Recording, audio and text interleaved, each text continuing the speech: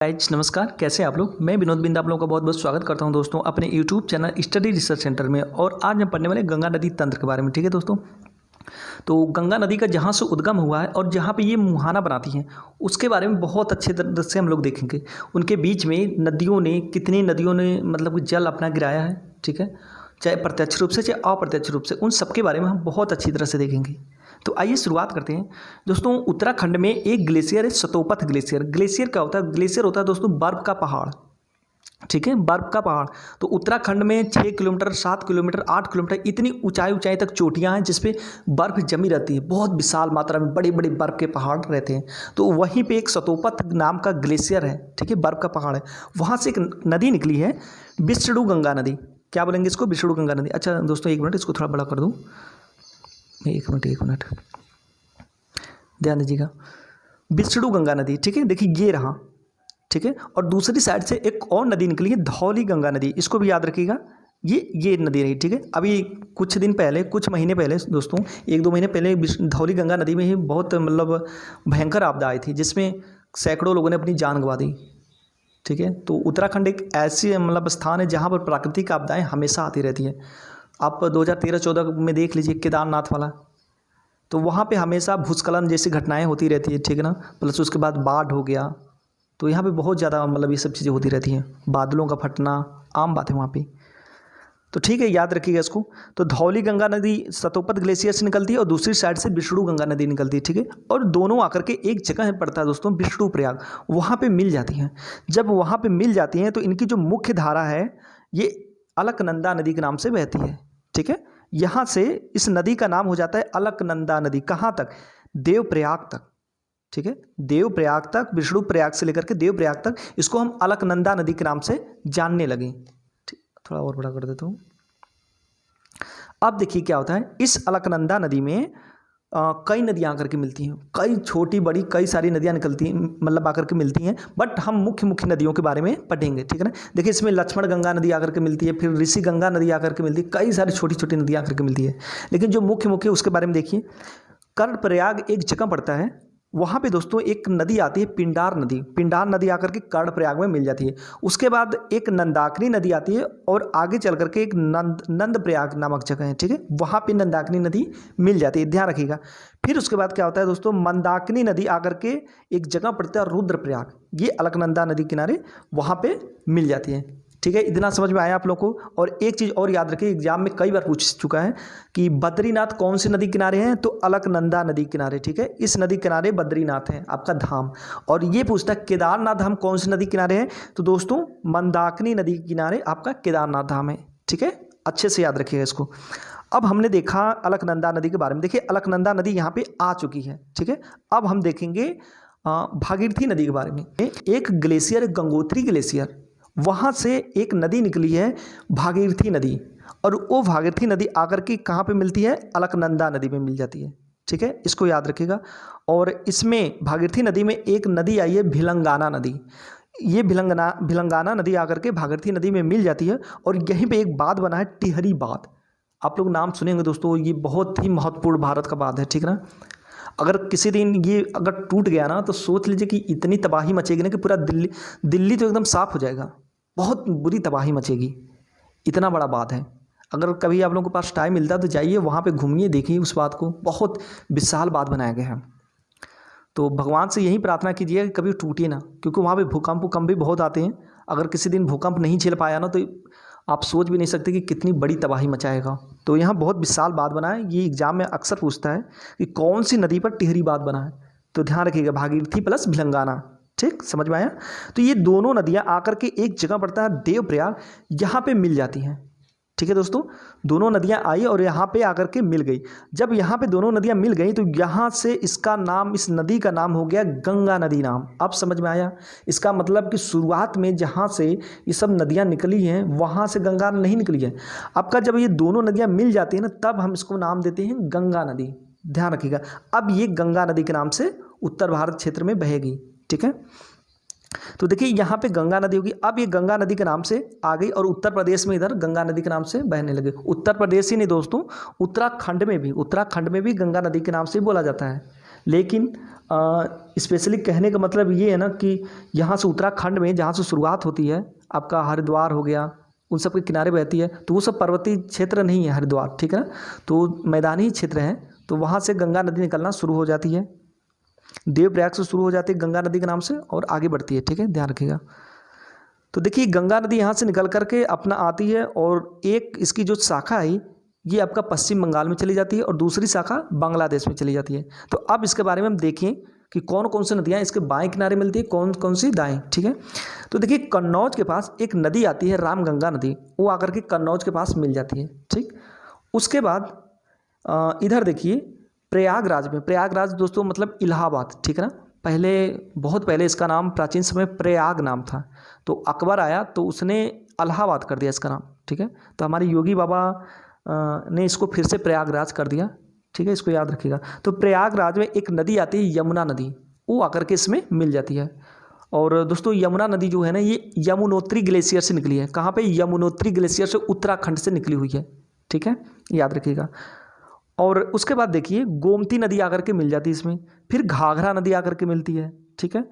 और इधर से फिर एक नदी जाती है सोन नदी, सोन नदी दोस्तों अमरकंटक पठार से निकली है, अमरकंटक पर्वत से निकली है और ये जाकर के पटना के पास, मतलब पटना से पहले 16 किलोमीटर पहले ही जाकर के गंगा नदी में मिल जाती है, इसको याद रखिएगा।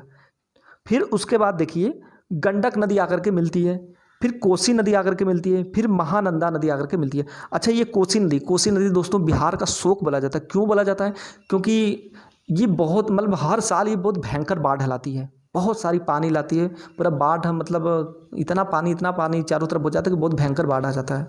और ये हमेशा अपना मार्ग बदलती रहती है, जैसे अन्य नदियां हैं तो अपने रास्ते से ही जाती है ना, लेकिन ये क्या है ना कि इसका जहां मन करेगा वहां से अपना रास्ता कट कर लेती, कट इसलिए कर लेती दोस्तों कि नेपाल से बहुत बड़ी मतलब काफ़ी चट्टानें मिट्टियाँ लेके आती हैं, और जब लेके आती हैं तो भारत में जैसे ही प्रवेश करती हैं तो आगे मिट्टियों को जमा कर देती हैं। जब जमा कर देती है तो सिंपल सी बात, उसको पानी निकलना चाहिए ना, तो अगल बगल से पानी उसका निकलने लगता है, तो इसलिए ये हमेशा अपना मार्ग बदलती रहती है, इसको याद रखिएगा। और ये महानंदा है दोस्तों, ये महानदी नहीं है दोस्तों, ये महानंदा है, ठीक है ना। ये दार्जिलिंग पश्चिम बंगाल के पर्वतों से मतलब पहाड़ियों से निकल के आई है और यहाँ पे अपना मुहाना बना दी है, किसमें, गंगा नदी में। एक चीज़ याद रखिएगा, एग्जाम में कई बार पूछता है कि आपका ये गंगा नदी के मतलब बाएं से मिलने वाली नदियाँ कौन कौन सी हैं और गंगा नदी में दाएं से मिलने वाली नदियाँ कौन कौन सी हैं। तो बाएं से मिलने वाली जो नदियाँ हैं रामगंगा, गोमती, घाघरा, गंडक, कोसी, महानंदा, इसको याद रखिएगा, ठीक है, क्रम भी पूछ लेता है। और दाएं से मिलने वाली आपकी यमुना है, सोन नदी है, इसको याद रखिएगा। तो देखिए पश्चिम बंगाल में जैसे पहुँचती है तो पश्चिम बंगाल में ये जो गंगा नदी है ये दो भागों में बढ़ जाती है। एक भाग जो है ये दोस्तों अपना पश्चिम बंगाल में ही मतलब होते हुए बंगाल की खाड़ी में चली जाती है, और जो दूसरा भाग है वो आगे बढ़ जाता है बांग्लादेश में, मतलब दूसरे देश में बांग्लादेश में प्रवेश कर जाती है। तो ध्यान रखिए जब इसका दो भाग में वितरित हो जाता है जल, तो पहले जो पश्चिम बंगाल में जो कोलकाता के किनारे से होते हुए जाती है उसको हम हुगली नाम बोलते हैं, क्या बोलते हैं, हुगली बोलते हैं दोस्तों, उसको गंगा नदी नहीं बोलेंगे, उसको हुगली नदी बोलते हैं, ठीक है। वो और कोलकाता जो है ना ये हुगली नदी के किनारे है, ध्यान रखिएगा। और जो दूसरी शाखा है उसको हम भागीरथी नदी बोलते हैं। जैसे ही ये दो शाखाएं बट गई तो इस गंगा नदी को हम एक तो नाम दे दिए हुगली नदी और दूसरा नाम दे दिए हम भागीरथी नदी। तो भागीरथी नदी फिर बांग्लादेश में जाती है, तो ये यहाँ पे ब्रह्मपुत्र नदी आती है और इस गंगा नदी में मिल जाती है। जब इस गंगा नदी में मिल जाती है तो इसको हम बोलते हैं पद्मा नदी। अच्छा ध्यान रखिए, चाहे मैं इसको गंगा बोलूँ, चाहे भागीरथी बोलूँ, चाहे पद्मा बोलूँ, दोस्तों देखिए इसका नाम कई जगह चेंज हुआ है, तो अब कुछ भी बोलिए आप, कन्फ्यूजन आपको नहीं होना कि हाँ गंगा है कि भागीरथी की पद्मा है। बस आपको बता दिया गया है कि स्पेशली इस जगह में भागीरथी बोलते हैं, इस जगह को पद्मा बोलते हैं, इस जगह को हुगली बोलते हैं, लेकिन है तो गंगा की मुख्य शाखा ना, मतलब गंगा ही तो है ना, ध्यान रखिएगा इसको।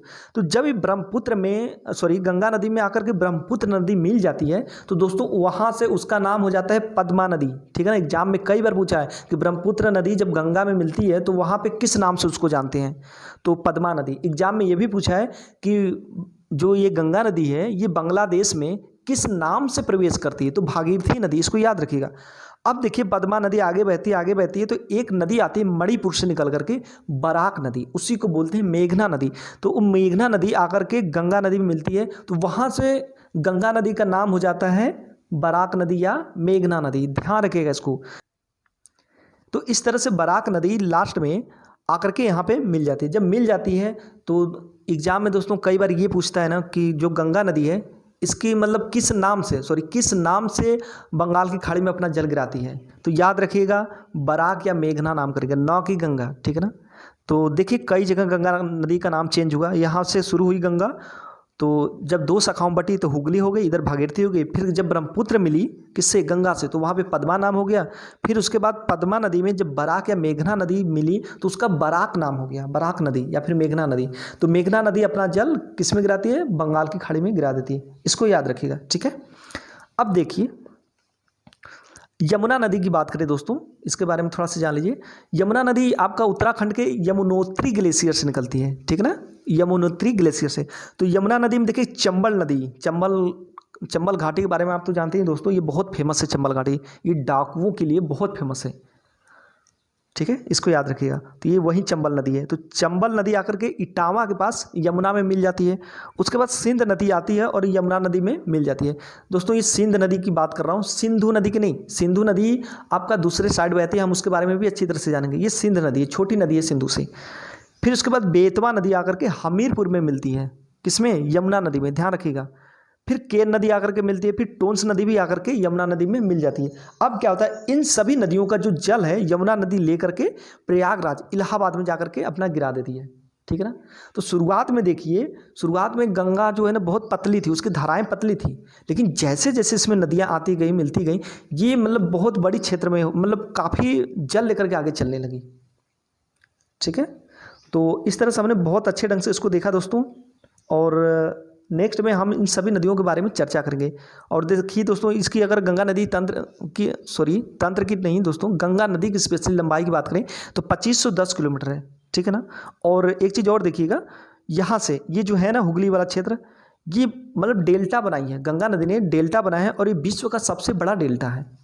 डेल्टा का मतलब दोस्तों कि जैसे कि कोई नदी पानी लेकर के जा रही है अपना, ठीक है, तो बीच में अवरोध पड़ गया। अवरोध का मतलब कि कठोर मिट्टी पड़ गई, तो वो अपना रास्ता बदलने लगती है इधर उधर। सिंपल सी बात है, जब रास्ता मतलब उस मिट्टी को काट नहीं पाएगी तो अगल बगल इधर उधर जाने लगेगी। तो इससे क्या होता है कि कई जगह इधर उधर उल्टा सीधा अपना जगह मतलब जो जल है फैल के इधर उधर करके आगे की तरफ बढ़ने लगता है। तो इस तरह से जो नदी है ना, ये मुख्य धारा में ना होकर के अलग अलग जगहों से मतलब अपना रास्ता काट काट के किसी तरह आगे बढ़ने का प्रयास करती है। तो बीच बीच में कई छोटे छोटे द्वीप बन जाते हैं, उसमें पेड़ पौधे उग जाते हैं इस टाइप से। तो इसको हम डेल्टा बोलते हैं, और ये विश्व का सबसे बड़ा डेल्टा है, ठीक है ना, विश्व का सबसे बड़ा डेल्टा है। इसका नाम है सुंदरवन डेल्टा। क्या नाम है, सुंदरवन डेल्टा। सुंदरवन डेल्टा जो है पश्चिम बंगाल में भी प्लस बांग्लादेश में भी है, दोनों में है, और ये गंगा नदी किनारे है, ठीक है। तो देखिए हुगली से लेकर के बराक मेघना नदी तक ये पूरा सुंदरवन का डेल्टा है। इसमें मैंग्रोव वनस्पति ज़्यादा पाई जाती है, ठीक है, इसमें मैंग्रोव वनस्पति ज़्यादा पाई जाती है। प्लस सुंदरी नामक एक वृक्ष है दोस्तों, बहुत ज़्यादा वहाँ पे पाया जाता है। तो सुंदरी नाम के मतलब जो वृक्ष हैं उन्हीं की वजह से इनका नाम पड़ गया सुंदरवन, ठीक है, सुंदरवन। तो ध्यान रखिएगा। इस तरह से हमारा चैप्टर कंप्लीट हो गया। अब नेक्स्ट में हम पढ़ेंगे इन सभी नदियों के बारे में थोड़ी थोड़ी